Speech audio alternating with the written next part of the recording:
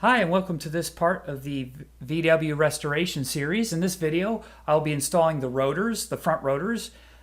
I'll be showing you how to bend and flare nut custom size brake lines for the hard brake lines. Then we'll go ahead and install the calipers and the pads, and then finish the installation of both the hard and soft brake lines in the front. So stay tuned. So I think I got dust cap on, everything's greased real well in there. So I'm going to take these little bolts here. They have a 6mm hex thread.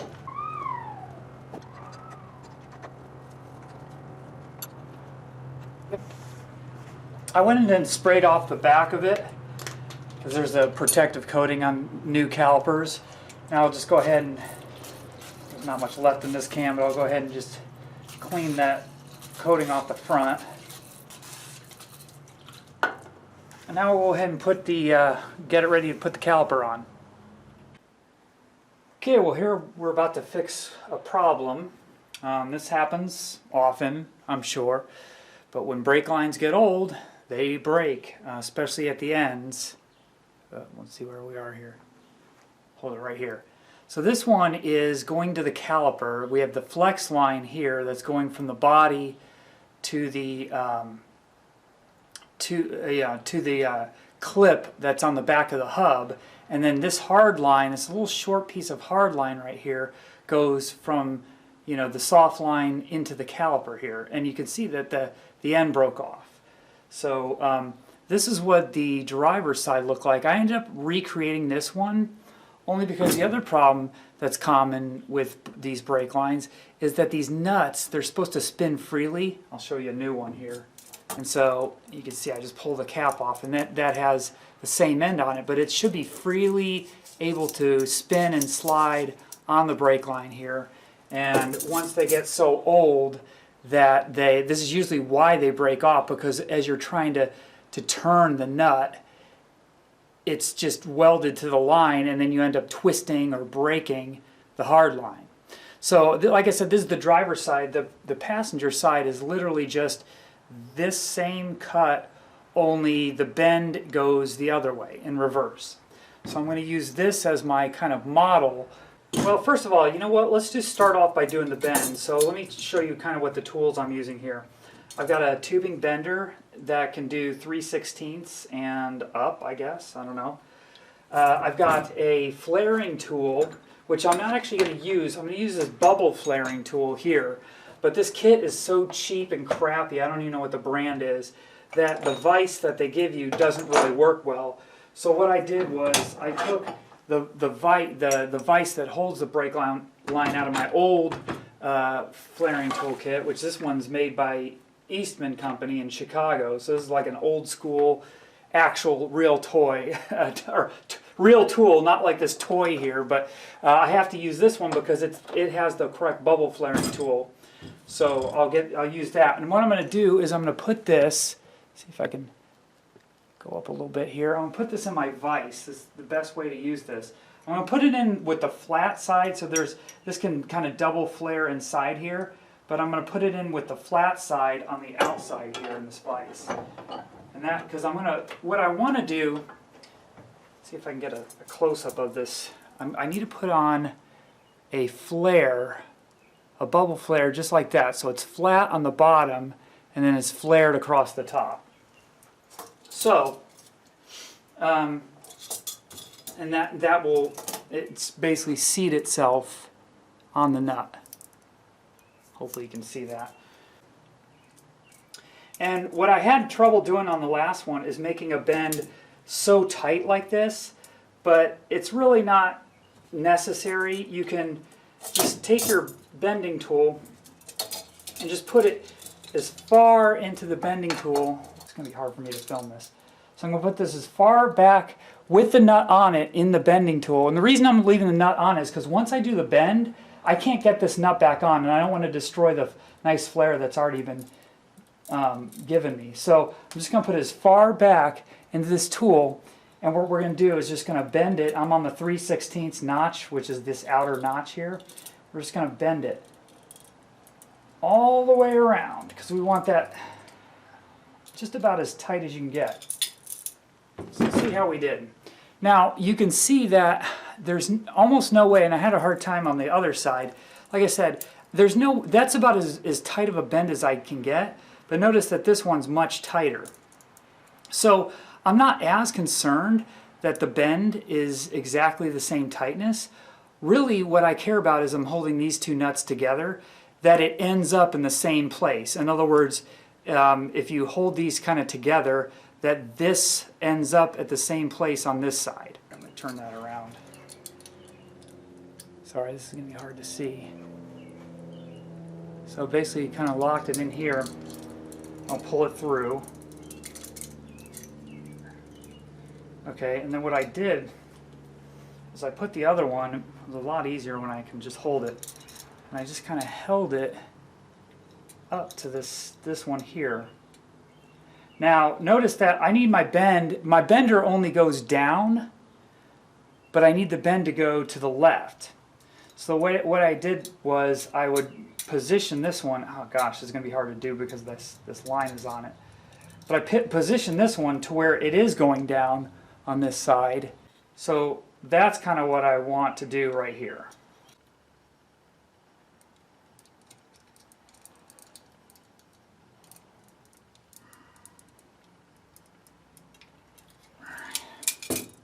There we go.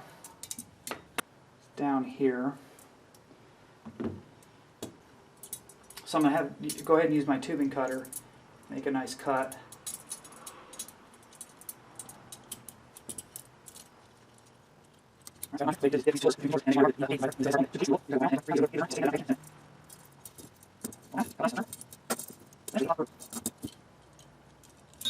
There it goes. Now, when you first cut it, you'll notice that the hole is really small, but that's okay because this flaring tool will widen that hole out. I don't know if you can see it, but it will that little pin in there widens out as you flare it, so that'll make the hole bigger like it should be. So now I'm going to go ahead, before I forget, I've got to slide on my nut before I flare it. Okay, I had to straighten it out a little bit to get the nut further back on there because I needed room on there, so I'll have to probably bend it a little bit, but no big deal. Alright, so I've got the jaw mounted in the vise here, and this is pretty much, this thin stuff is the 3/16. I think metric would be a 6, maybe? No, a 4.7 or whatever. But 3/16 works, so what I'm going to do is I'm going to put it into this 3/16 slot on my little tubing vise here, and I'm going to lock it in a little bit. Now this thing that came with the flaring tool, this little guy right here has this little notch in it, and this is what tells you what depth you need for this flare, and so you basically want to poke it out to the depth that this is showing you, and then we can go ahead and lock it. So what I like to do, or what works for me, is locking the top piece first and then locking the bottom, and that will tighten everything down. Now remember, we put our nut on the back of this because if we don't do that, if we forget that, we'll never get it on there. Okay, so we'll tighten that. Now we'll take our flaring tool. So what I'm going to do is I'm going to put this into the vise, and I'm going to screw the little pin into the pipe here. I'm just going to get that seated. I'm just going to do it hand tight. Once I get it tight enough to where I can't do it anymore with my hands, then I'm going to grab the little bar here. Let me see if I can get a better shot of this from the... Yeah, so you can kind of see the pipe is inside of here. I'm going to grab the little bar, and I'm going to turn it clockwise. Let me make sure everything's tight. The worst thing is with these cheap vices that as you're pushing on this, it'll slip through. So if you've got a good vise, it shouldn't do that. I'm going to hold on to this line. I'm going to tighten it. It's just and it's a large vise, so you can hold it. I have to go back and forth a few times so I go tight and I loosen it. Just to see, it looks like it's good. I'll go again. All the way. Okay.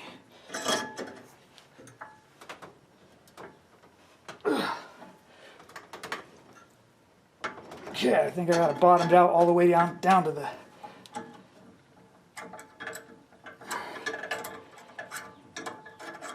Okay, let's pull it out and see what happened.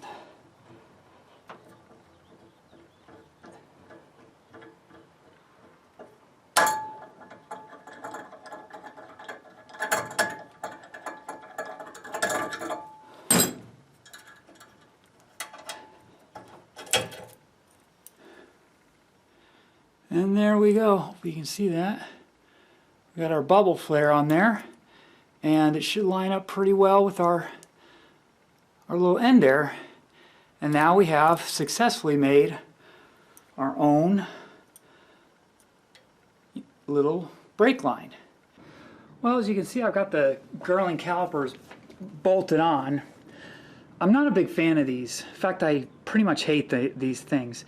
So I just bolted it on there, and you just take the pads. I was told you don't need a pad spacer with these, so you can just slide them in. They've already got a double, and I guess a thick mounting for that.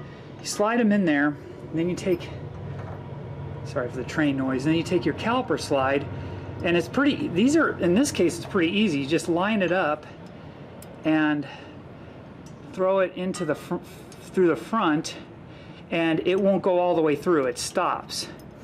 And then, I don't know if you noticed, but there is a little hole on the end of these pins where it goes through the other side, and then you just simply add the clip to the hole. So I can show you with it out. But you just simply put it in there, and then that's in there like that. I'm not putting them in yet. Of course, you want to make sure you grease them up with some caliper grease. The problem I had was it came with this plate, and actually let me show you the set. This is the set that they gave me. It's from Centrix. I guess it came with the rebuilt calipers. This plate right here, I suppose, is supposed to, once you get the pins in, I'll just stick them in without the clips for now. Once you get the pins in, I guess this is called a spring plate, and it's supposed to go across here, and I'm assuming it's supposed to lock onto here. Now, any of the pictures I found online that show these, or the one picture I found shows them going in like this with the downward facing. And I haven't been able to find anybody who successfully installed these. This is a sad testament to these aftermarket parts. It's almost like a joke. Like they make them like, yeah, see if you can put them on, because we've never done it. I can't find a single person online that's installed this. I can't even find a picture of these installed with this kind of butterfly looking plate. I wish I had the ATE calipers that had just that cross type thing. That looks fairly straightforward to install. But I did find one guy in the Samba forum that was able to install it. He used like a kind of a wooden wedge, and what he did was he got it in there, and he wedged this thing in there, and I was able to do that. I can't do it with two hands with the camera here, but I was able to wedge that in there, but I still couldn't get this over that bar on the top. But this guy said he did it on the Samba forums, but he said once he did, it would just pop out. It would just launch out, and he said at one time it almost hit him in the face. So I don't know. I mean, these things are to prevent shattering, but once I'll have to see. Maybe what I'll do is see how once I put hydraulics into this and the calipers are kind of closed in, I'll see if there really is any chattering, and if not, I'll try to get these on again, or I'll try to modify another type of spring plate to see if I can make it work. But this is just garbage. It sucks. So I actually did this line, I believe, too, because this thing was messed up. So I bent this line, put it through there, and you can see that's run to the splitter. Well, maybe you can, I don't know. So that new line's run to the splitter. The other lines look good. I'm leaving them. The nuts turn. Okay, so now on this, just making the final connection. Took a little bit of manipulation, a little hand bending. Just make sure you, whenever you bend, have to do a little bit of bending by hand, that you're not crimping it, the actual line. And I'm using, by the way, a flared end, this flared end 7/16 brake line wrench.